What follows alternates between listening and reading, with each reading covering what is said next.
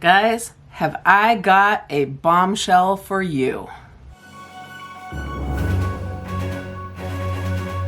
Okay, if you have been following my Ancestry DNA journey, well, chances are you have an opinion about something, but that's okay too.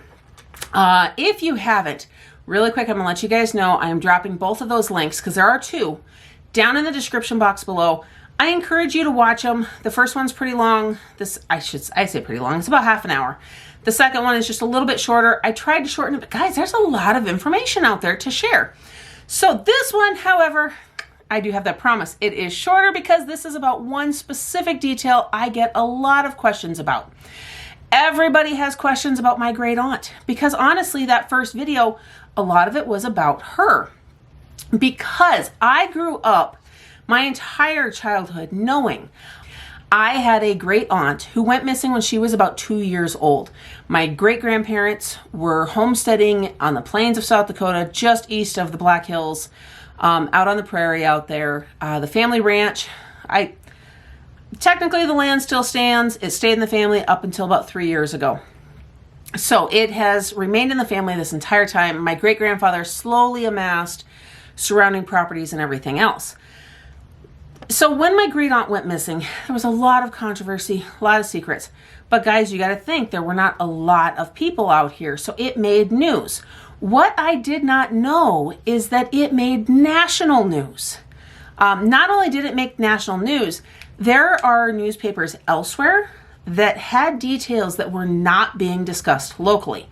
Now, guys, some of this I can only assume. I have to assume that it was not local because kind of a gossip factor.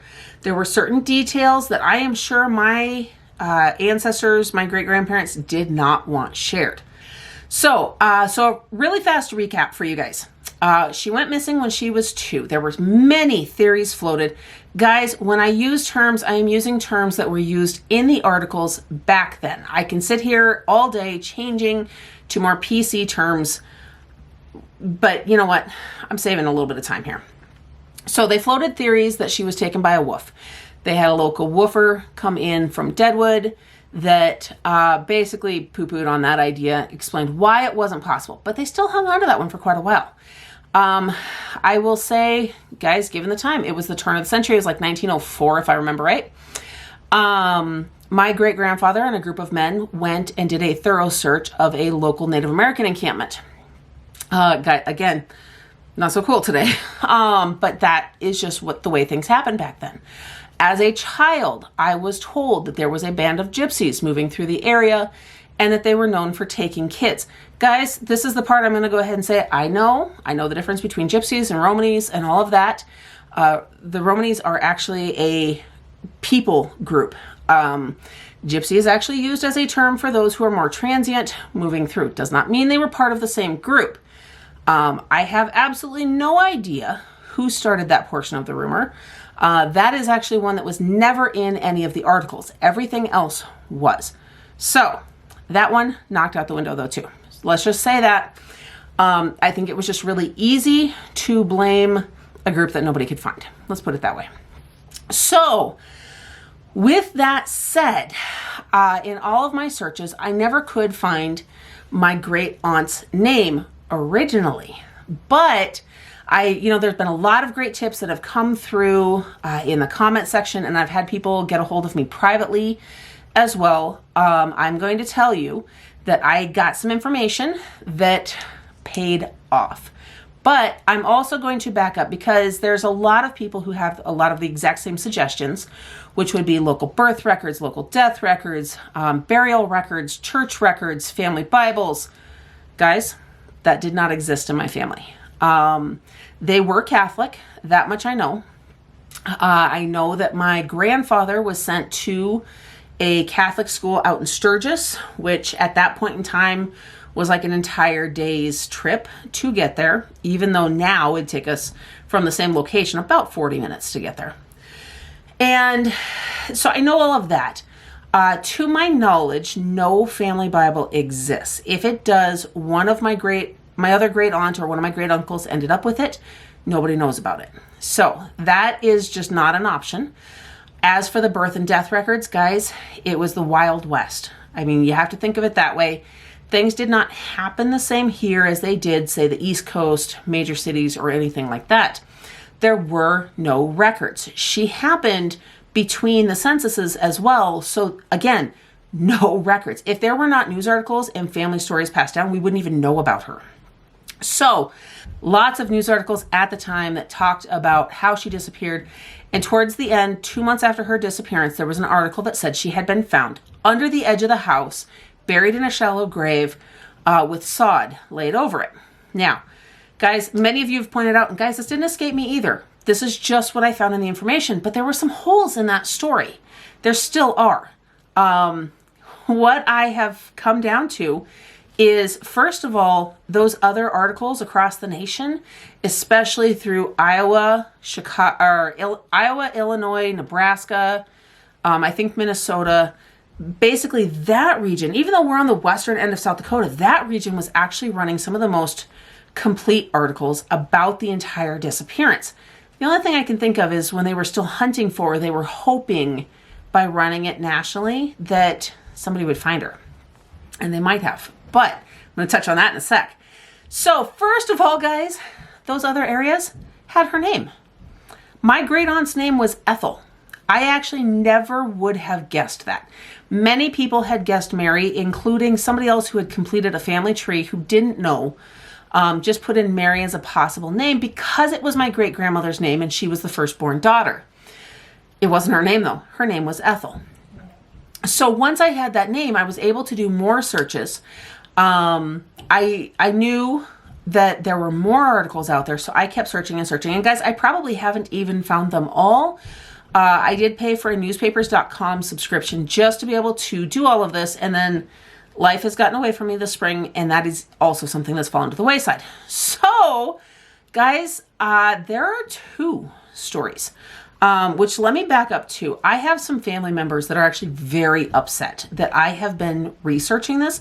They're not upset that I'm sharing the information, but they're upset that I'm researching it and that everything I'm finding contradicts what they think they knew.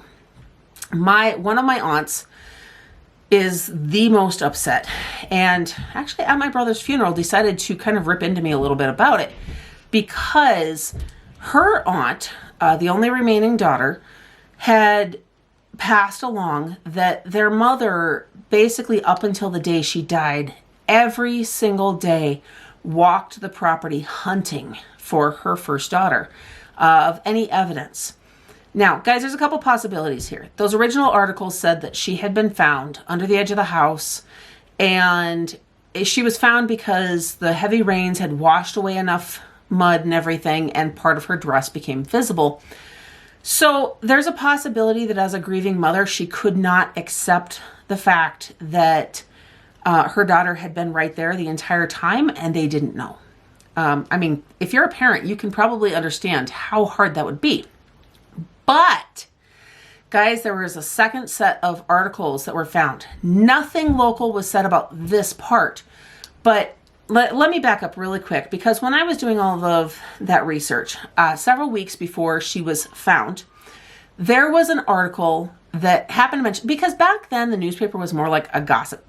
Think of the tabloids, honestly, except it just followed local people and said what they were doing, especially families that had a name that carried an impact in the area. At that time, there was an article that happened to mention that my great-grandfather took a load of cattle on a cattle train from here to Chicago.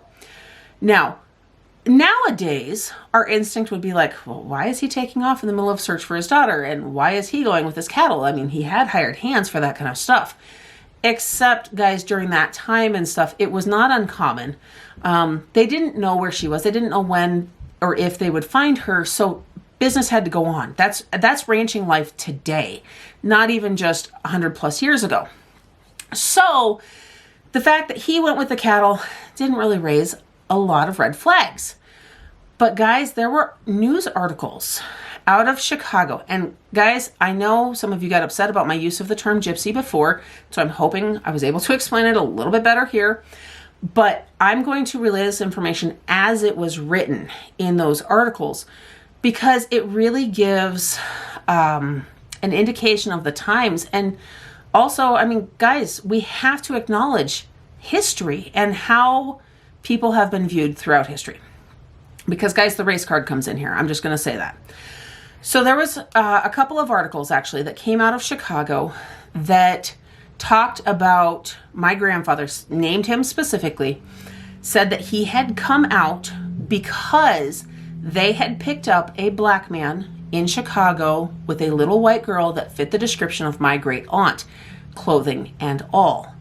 They had picked him up, and when they questioned him, like, why, apparently he told them, according to the articles, that he had found her wandering on the plains of the Black Hills and decided to bring her with. Okay. That was oddly specific, and the description and everything else, and the timing of my grandfather taking a load of cattle there and going with the cattle. Guys, some other things started to add up for me. Now, here is what I have not found yet, and I need to go back and do some more research. Beyond that point, I did not find any additional articles. So all I know is that they had contacted him and they said he was on his way out to identify her. Again, lines up with the time of him taking a load of cattle. Shortly after he went to go identify her is when he would have arrived back in South Dakota and discovered the body under the house. Guys, I don't know what happened. It's like the more answers I get, the more mystery is brought up. What I also don't know is what happened in Chicago, because this is where I have to find more articles. But beyond her being potentially found there and him going to identify the little girl or not, I did not find yet any articles stating whatever became of that little girl. Was it her? Whatever happened to the man she was found with? Like, there's a lot of questions still. And it leaves a lot more questions, honestly. So my aunt, as some of this was being shared in the family, she became very upset by all of that. I do have a cousin, however, who wanted to hear all of these details. So I have shared that with one of my cousins who is fascinated by the possibility. Now, herself lives on a ranch, and so she understands, that, yeah, it was very plausible, still is today, for a rancher to need to go with his load of cattle for the sale and all of that. It's just something that happens. And ranch life doesn't stop because of family emergencies. So none of this was raising red flags out here. They just ran the story as was. Now we don't know, though. I mean, my great-grandma searched the property daily until she passed. That, I do believe, did happen. Did she search the property because my great aunt, she couldn't handle the truth of her body having been found and she was right there? Or did she search the property because she was never actually found and that was a story that was concocted to protect the family somehow? Was she actually found in Chicago? Or was that another child that was found with this man? There's so many questions still. So ultimately, we're not that much closer to an answer, but we are getting more and more details of the case. I just had no idea I was going to have to go so far and wide to find it, which is just crazy. But you know what? I am thankful for the websites like Ancestry and newspapers.com and all of those that do compile all of this and make it possible for me to do this research from my own home. So I am going to be continuing that research. It is something I'm going to have a little bit more time here in the coming weeks for, and it's the perfect timing because actually I got to renew all my subscriptions here in the coming weeks as well. So it's kind of perfect timing for that. But guys, that's it. The biggest update is that I have her name. Her name was Ethel, little Ethel Harrington. And that's the biggest piece. Now it's on to researching the rest of it and seeing if I can find any more updates. And trust me, guys, if I find them, you are going to know. Hopefully I can get the information to you a little faster. I've been sitting on this for just a little bit, but guys, life has been crazy. If you watch my other updates, you kind of know what I'm talking about. So there it is. In the meantime, I hope that you guys are having a blessed day. Don't forget to like this video, subscribe to my channel, and hit that notification bell so you don't miss everything else coming up next. And I'll see you in the next one.